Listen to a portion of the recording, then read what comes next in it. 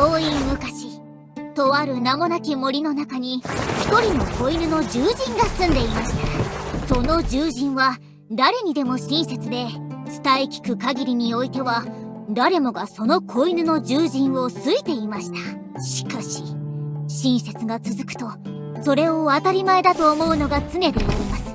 一人また一人と子犬の獣人にあれこれと頼み事をし始めるようになったのです。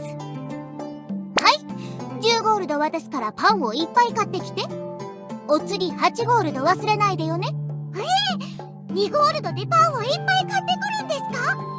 そうよ、それだけあれば十分でしょ。わかりました。行ってきま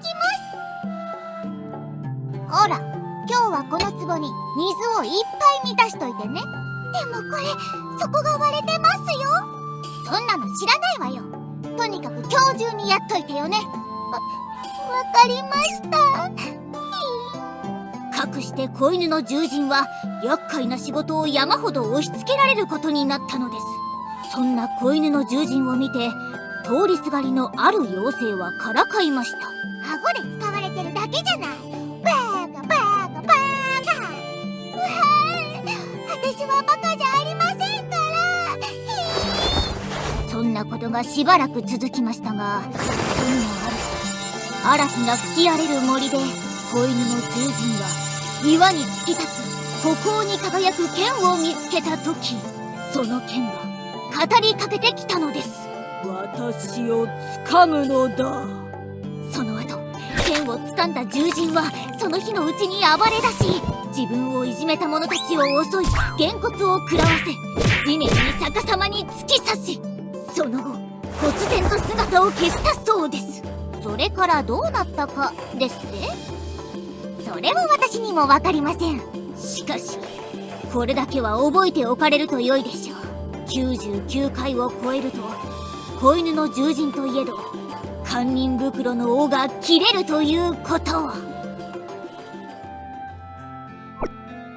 あお集まりの皆さん、どうぞこちらへ。本日お聞かせするのはとある鬼人にまつわる物語です。時は妖精王国に炎が吹き荒れ、遠くまで灰色の煙に覆われた日、民衆の怒りにより王国は揺らぎ、女王は怒れる民衆からあちらこちらに逃げ回るありさま。しかしその時、一筋の彗星が夜空を横切りました。そうです、その光の洗礼とともに世界樹教団の教師が降臨したのです。乱れた世界を救う者を私たちは英雄と呼びます。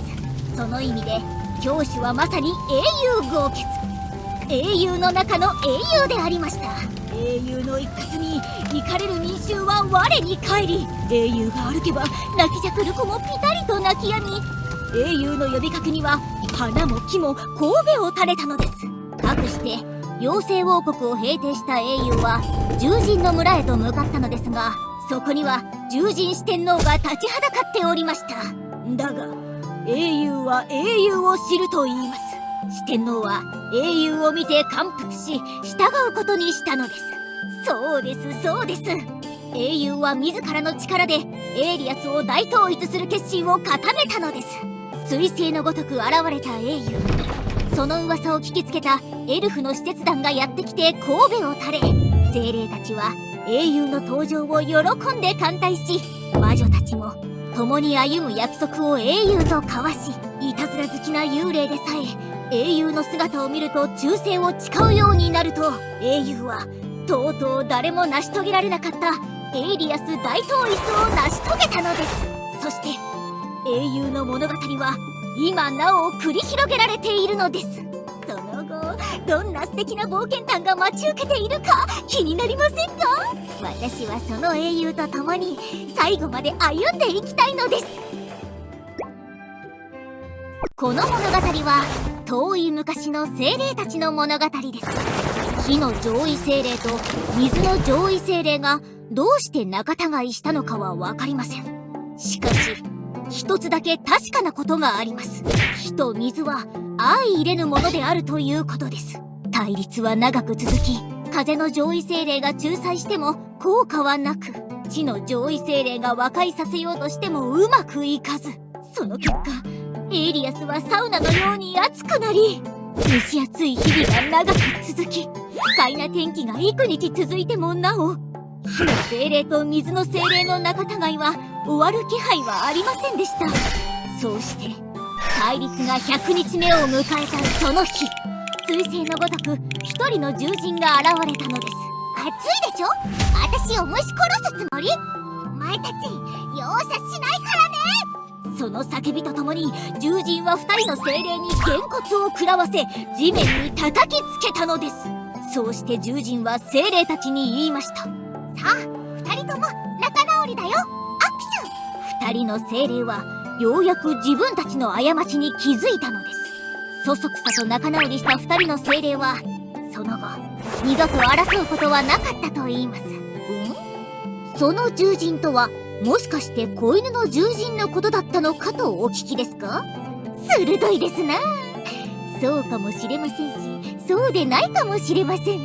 それは私にもわかりません。所詮は語り継がれてきた話に過ぎませんから。元来物語というものは時代を経るごとに歪んだり誤って伝わったりするものでありましょう。